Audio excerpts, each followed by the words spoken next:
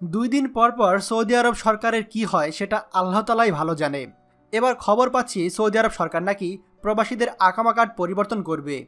2019 সালের 15ই অক্টোবর থেকে সৌদি আরবে প্রবাসীদের জন্য নতুন করে 3 বছর মেয়াদি আকামা কার্ড দেওয়া হবে। নতুন হিজরি বর্ষের প্রথম দিন থেকেই নতুন এই আকামা কার্ড দেওয়ার সিদ্ধান্ত নিচ্ছে সৌদি কর্তৃপক্ষ। এতে আকামা শব্দের বদলে লেখা থাকবে রেসিডেন্ট পারমিট। দেশটির পাসপোর্ট বিভাগে বরাত দিয়ে আরব নিউজ এই খবরের সত্যতা জানিয়েছে। প্রতিবেদনটিতে বলা হয়েছে, আগের মতোই প্রবাসীদেরকে প্রতি বছর অনলাইনে তা নবায়ন করতে হবে। নবায়নের জন্য পাসপোর্ট বিভাগের কার্যালয়গুলোতেও যাওয়ার কোনো প্রয়োজন নেই। নবায়নকৃত কার্ড বিতরণ করা হবে কুরিয়ারের মাধ্যমে।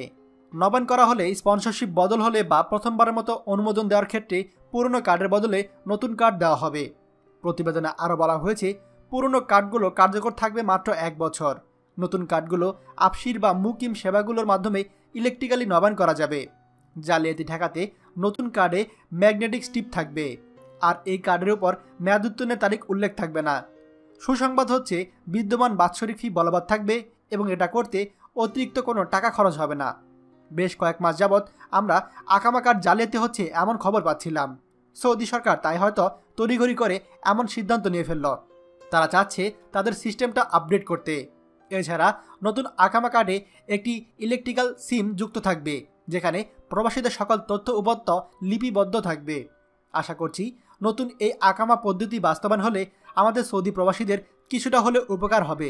ভিডিওটি আমাদের সৌদি প্রবাসী সকল ভাইদের সঙ্গে শেয়ার করে সবাইকে জানার সুযোগ করে দিন।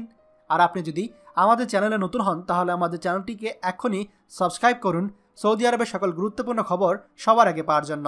ধন্যবাদ। বাংলাদেশের প্রথম প্রবাসী নির্ভর ভেরিফাইড ইউটিউব চ্যানেল TJN24। তাই দেরি কিসের, এখনই আমাদেরকে সাবস্ক্রাইব করুন। সাবস্ক্রাইব করতে সাবস্ক্রাইব আইকনে ক্লিক করুন এবং বেল আইকনটি চাপুন, যাতে আমাদের কোনো নতুন ভিডিও আপনি মিস না করুন।